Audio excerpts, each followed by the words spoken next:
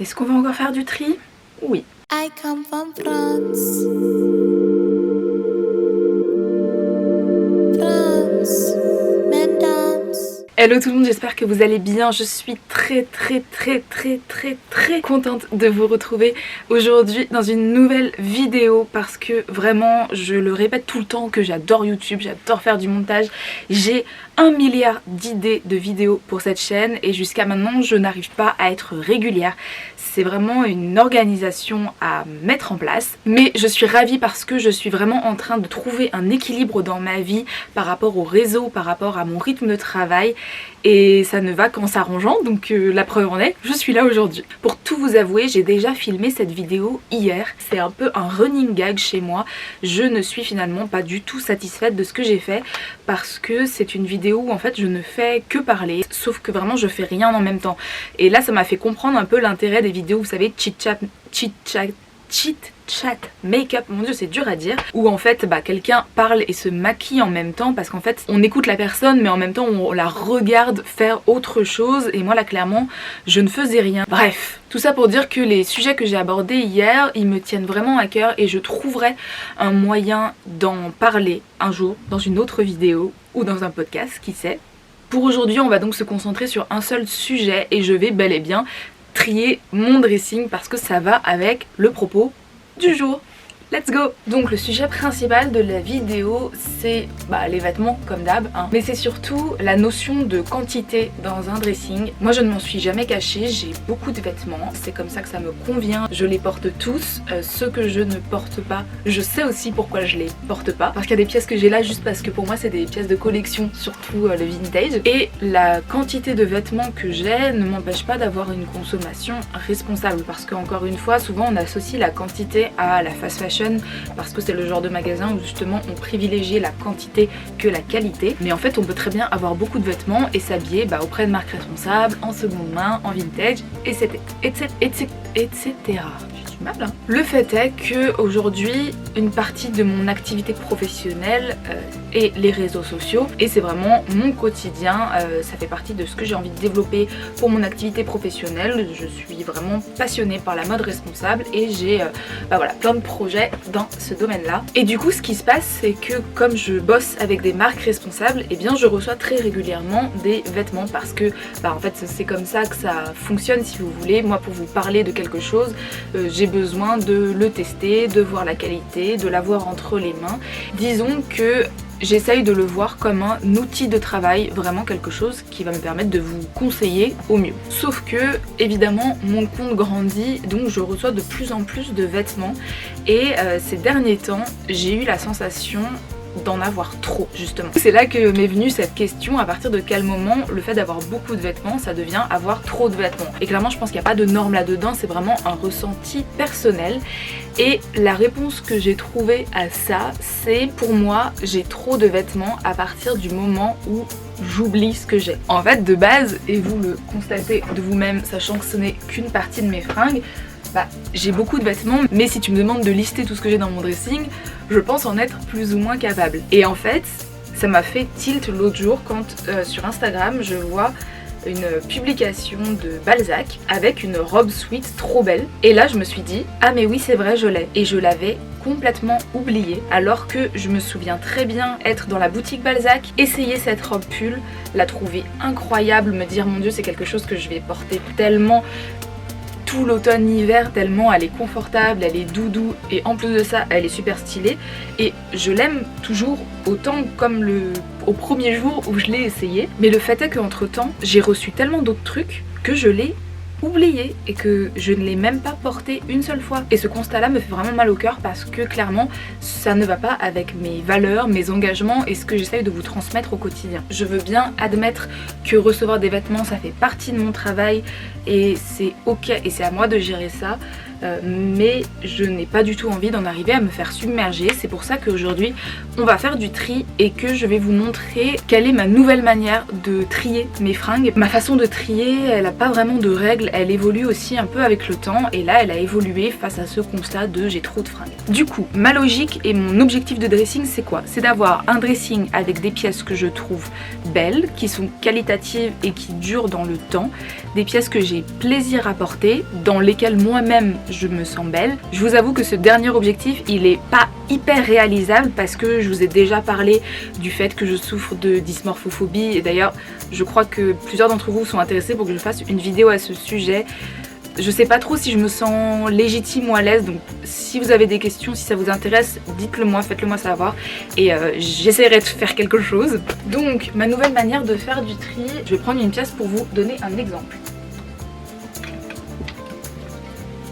Il y a quelques semaines, j'ai reçu ce gilet de chez Asphalt. Je peux d'ailleurs le mettre pour vous montrer.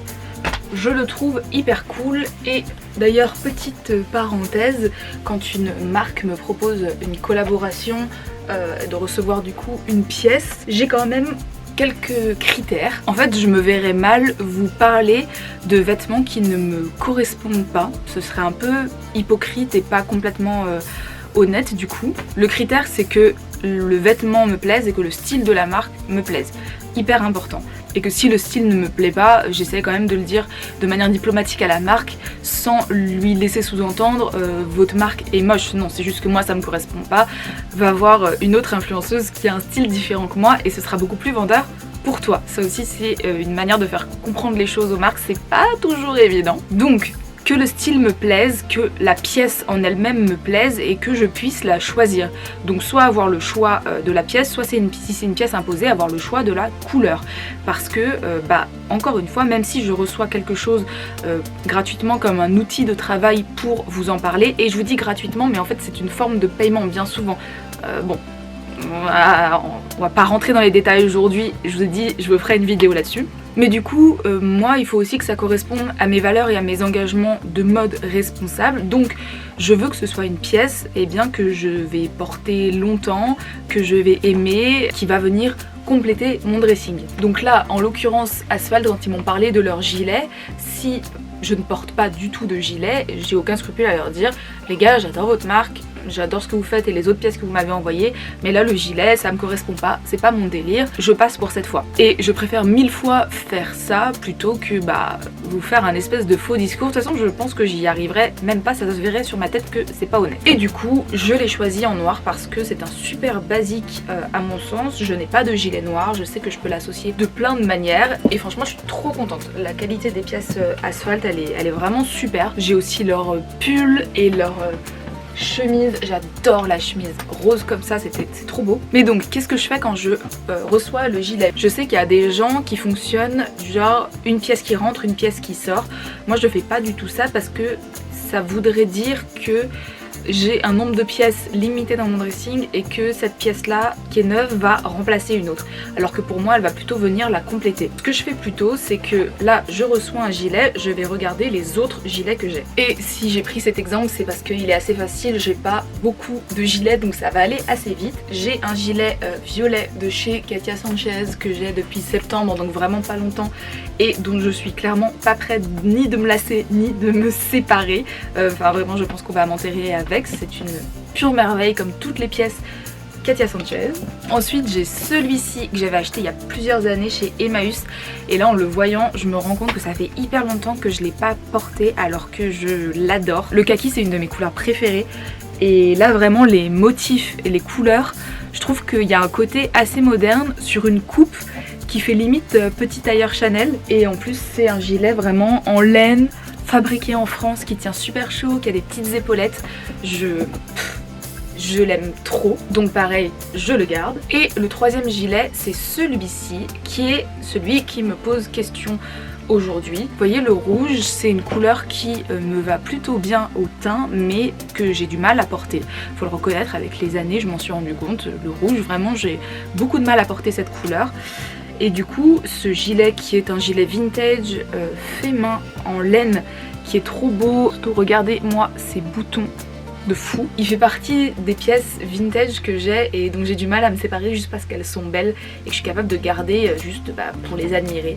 Mais force est de constater que je ne le porte pas, donc je vais le mettre de côté. Et je crois que je vous ai déjà donné ce conseil, en tout cas moi c'est comme ça que je fonctionne, c'est à dire que quand j'aime plus une pièce ou que je me rends compte que je la porte pas hyper souvent, je vais surtout pas la vendre ou la donner tout de suite parce que je trouve que c'est le meilleur moyen de regretter et bah on peut pas revenir en arrière clairement quand on fait ça. Donc ce que je fais moi, c'est que je la mets de côté, j'attends un petit peu, je vois si j'y repense, si elle me manque, si j'ai envie de la porter, et si c'est pas le cas, je m'en sépare. Et par contre si j'y repense, bah, évidemment qu'elle réintègre mon dressing.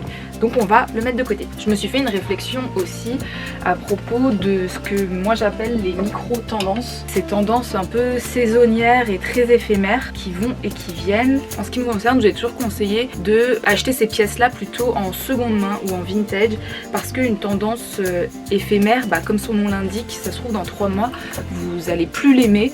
Du coup, aucun intérêt de dépenser beaucoup d'argent pour une pièce responsable qui va durer. Donc je vous conseille plutôt de commencer avec de la seconde main, ça vous permet de voir si vous êtes à l'aise avec la tendance, de voir si la tendance elle dure, et au bout d'un certain temps, si elle est toujours là et qu'elle vous plaît, à ce moment là peut-être acheter une pièce responsable. Et c'est la réflexion que je me suis faite concernant les pulls sans manches. Ça fait bien 2 hivers, voire 3, 4 hivers qu'on a vu cette tendance revenir. C'est quelque chose qui m'a tout de suite plu, mais où du coup j'y allais doucement en me disant bon, je vais pas tout de suite acheter une pièce super chère. Et aujourd'hui je me rends compte que j'en ai 4.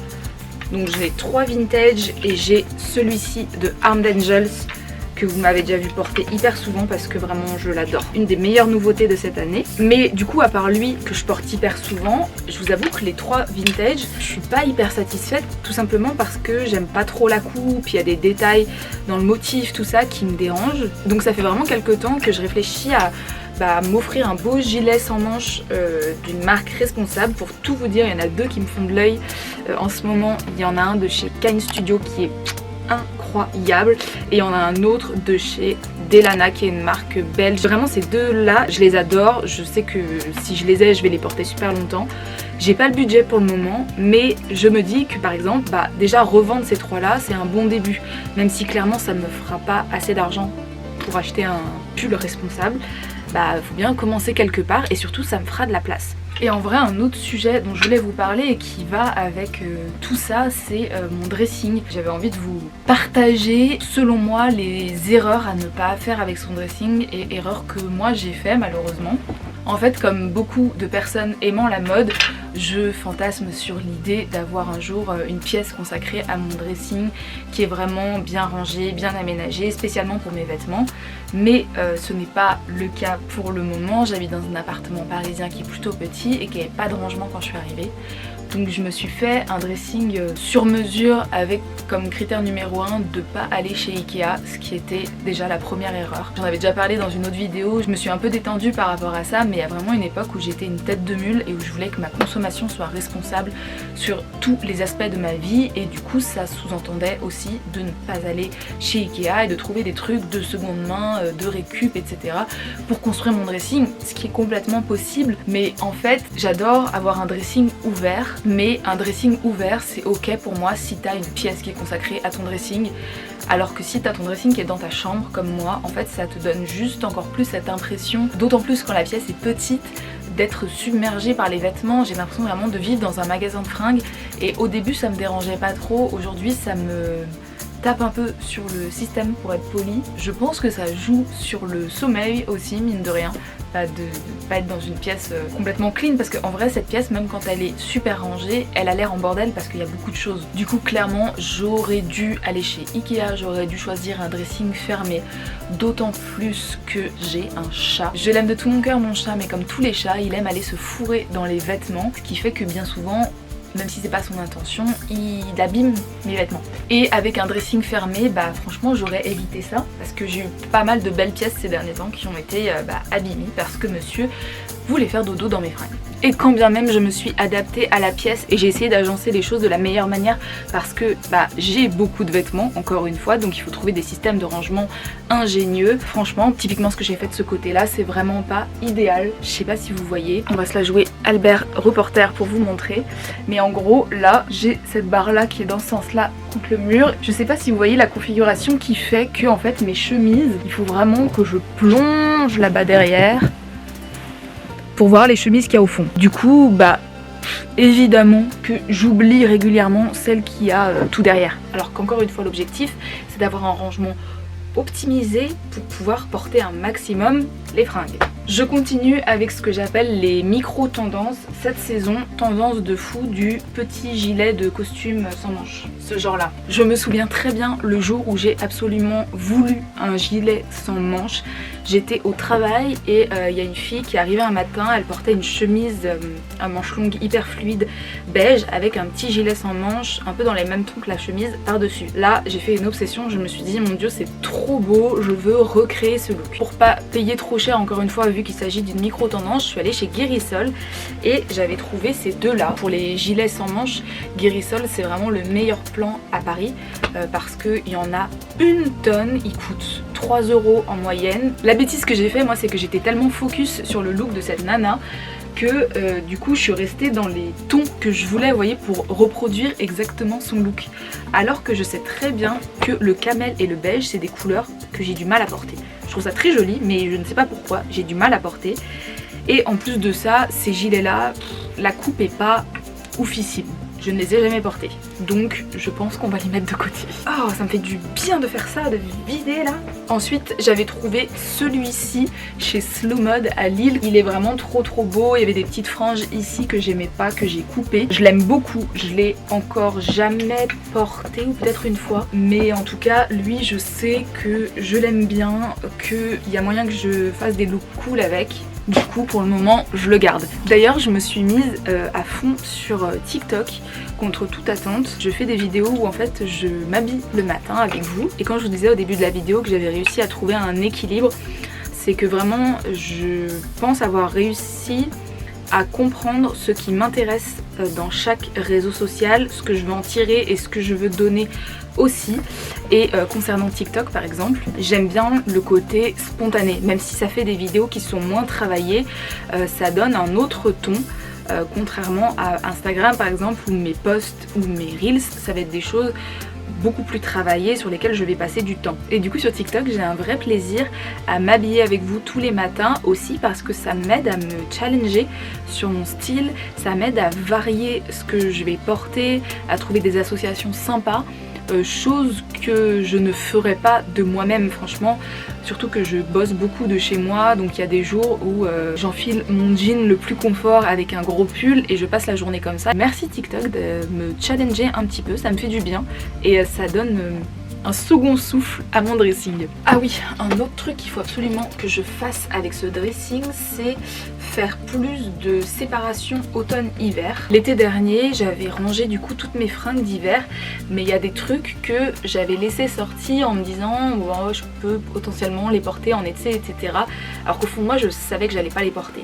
Et vous savez, le fait de pas les avoir rangés et de les avoir vus là tout l'été sans les porter, ça m'a pas donné cette sensation que j'adore quand tu retrouves tes fringues quand c'est une nouvelle saison. Du coup là je me rends compte qu'il y a encore pas mal de vêtements que je catégoriserais plutôt printemps-été que j'ai laissé sortis et que je ferais bien de ranger pour faire de la place, pour être contente de les retrouver dans quelques mois. Typiquement j'ai ce pull sans manches en crochet de chez Nita qui est trop beau, qui pourrait être porté en hiver. En fait le truc c'est que c'est pas un pull du coup qui tient chaud, vous voyez il est ouvert sur les côtés, la maille est quand même super ajourée. Je me suis demandé si ça allait pas être joli avec mon top Thinking Mou comme il y a du orange dedans. Je sais pas trop, faudrait que j'essaye. Ah, je vois cette jupe là. Celle-là c'est une jupe Balzac. J'avais fait une collaboration avec eux pour parler de leur site seconde main. Si vous ne savez pas, sur le site de Balzac il y a un onglet seconde main ou seconde vie peut-être même je crois, où en fait ils vendent des fringues Balzac de seconde main. Vous-même vous pouvez revendre vos vêtements Balzac dessus. Et du coup j'avais choisi un look sur ce site et j'avais pris cette jupe en velours qui a l'air noir mais qui est vert sapin, c'est très subtil. Malheureusement elle est trop grande, mais quand je l'ai reçue je pouvais pas les changer, déjà parce qu'il n'y avait pas la même en 36 vu que c'est que de la seconde main, et aussi parce que j'avais un contenu à faire pour la marque qui était assez urgent, le colis avait mis du temps à arriver. En temps normal j'aurais pris le temps de la renvoyer et de choisir autre chose, mais là c'était trop juste, donc je l'ai gardée. Mais le fait est que elle est trop grande, donc pareil ça ne sert à rien de garder des vêtements qui sont pas à notre taille, que ce soit trop grand ou trop petit d'ailleurs. Et du coup, quand c'est rangé, on peut faire ce type de constat. Là, je me rends compte par exemple que en hiver, j'adore porter des jupes courtes avec des collants et des bottes. Ça fait une silhouette très 60s que j'aime bien et que en fait, j'en ai pas tant que ça et que j'ai un peu les mêmes tonalités, enfin j'ai quand même des trucs assez foncés. C'est bien aussi de faire ce genre de constat pour identifier, j'allais dire un besoin, mais je mets des grands guillemets parce que clairement je n'ai plus besoin de rien, enfin vraiment j'ai tout ce qu'il faut, mais disons plutôt une envie pour varier dans les looks, etc. J'avais mis de côté aussi cette petite chemise à fleurs vintage de la marque Antonelle. Je l'avais achetée à ma copine Myrtille qui a la boutique Histoire Seconde, qui fait d'ailleurs partie de mes boutiques préférées en ligne. Je trouve que ces sélections elles sont hyper pointues, à chaque fois j'ai envie d'en acheter la moitié. Cette chemise elle est hyper belle, elle a des jolies manches bouffantes etc, mais malheureusement elle est un petit peu juste pour moi au niveau de la poitrine, donc pareil il faudrait que je la réessaye et que si définitivement elle ne me va pas, que je m'en sépare. Et vous voyez typiquement j'ai tous ces tops là tout au fond là-bas, du coup je les vois pas donc je les oublie et c'est quasiment que des tops d'été, donc je vais les ranger avec les fringues d'été en fait. Il y a encore pas si longtemps mes jupes longues qui sont là étaient rangées ici, je sais pas, j'ai échangé pour voir si ça me convenait mieux et le constat que je fais c'est que depuis que j'ai fait l'échange je n'ai pas porté de jupes longues. Vraiment je vous jure, ce coin là où il y a les vêtements qui sont dans ce sens là, c'est vraiment un de mes plus gros regrets de mon dressing. Franchement au moment où je l'ai fait, je me trouvais super intelligente de me dire ouais c'est hyper bien pour optimiser l'espace et tout, mais en fait c'est nul parce que je vois pas les vêtements, je les oublie, ça m'énerve. Qu'est-ce qu'on pense de ce plan? Je voulais juste vous garder à mes côtés pendant que je range mes vêtements d'été. Le pire c'est qu'il y a quelques temps je me faisais la réflexion de me dire waouh j'ai reçu tellement de fringues ces derniers temps que j'ai plus de cintre dispo. Bah voilà aussi pourquoi j'ai plus de cintre dispo, débile. C'est drôle parce que j'ai pas l'impression de passer beaucoup de temps à trier mes vêtements tous les mois. Pourtant, je fais beaucoup de vidéos où je trie mes vêtements. C'est peut-être parce que j'ai besoin d'une motivation supplémentaire pour le faire. Mais en tout cas, si je peux vous encourager à faire la même chose chez vous. Là, ces derniers temps, je me sentais vraiment envahie par mes vêtements. J'aimais pas du tout cette sensation.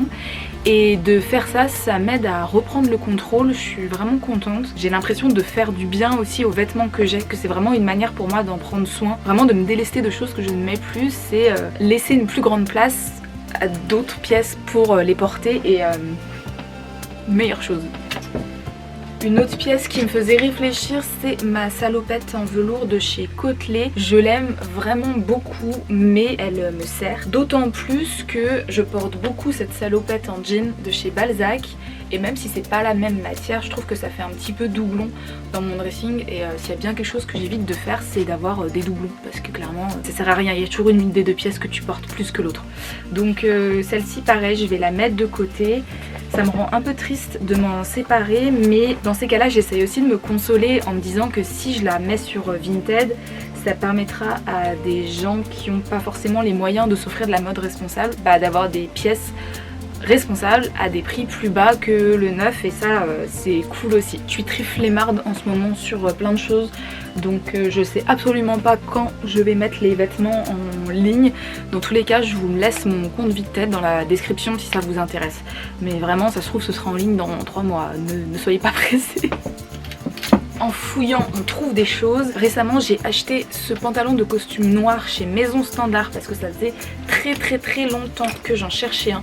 Je suis très contente de mon choix, il est vraiment beau, la coupe est incroyable et il est dans une matière infroissable, ce qui n'est vraiment pas négligeable. Du coup, encore une fois, à réessayer, mais je pense que je peux me séparer de celui-ci que j'avais acheté sur Vinted il y a un moment et qui était un achat un peu catastrophique parce que même si je l'ai déjà porté une ou deux fois, la coupe est vraiment pas la coupe que je voulais au départ et il me plaît pas tant que ça.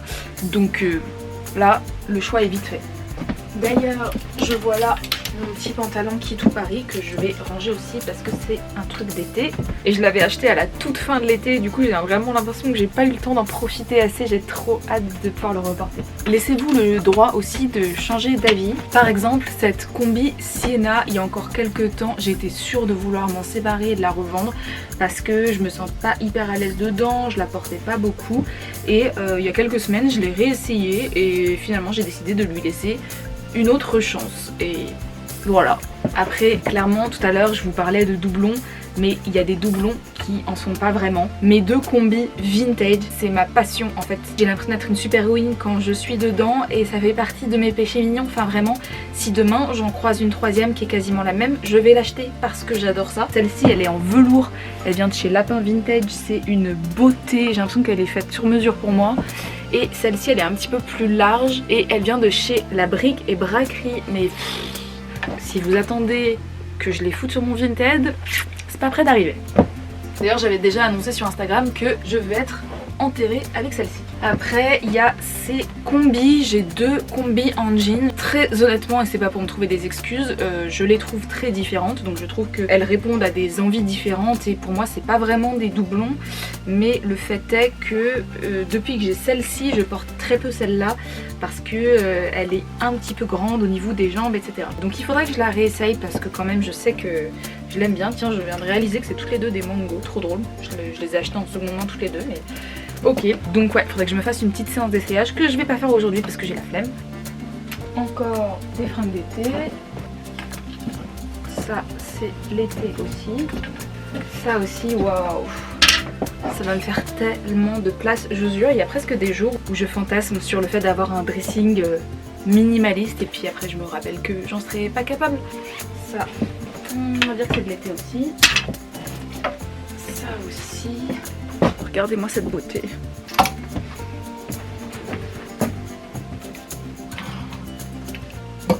Je vous montre où on en est. Hop, voilà, j'ai fait plusieurs piles. Ça, c'est mes vêtements d'été à ranger. Ça, c'est les trucs que j'ai mis de côté mais dont je vais potentiellement me séparer. Et ça, c'est les choses que je dois réessayer avant de savoir si je m'en sépare ou pas. Regardez le nombre de cintres que j'ai libérés, s'il vous plaît. Je me plaignais de plus en avoir, je vous rappelle. Bon les amis, je pense que je vais m'arrêter là. Je ne pense pas que ça serve à grand chose que je filme le reste. Il faut que je trie mes chemises, c'est vraiment un gros sujet les chemises. Les jeans, il faut tout que je réessaye, donc je vais pas le faire en vidéo. Et les pulls, mais les pulls je pense que je sais déjà ceux que je vais dégager. En tout cas merci beaucoup parce que vous m'avez motivée à faire ça. Ça m'a fait beaucoup de bien, ça m'a redonné de l'amour en mes vêtements, ça a fait de la place dans mon dressing aussi.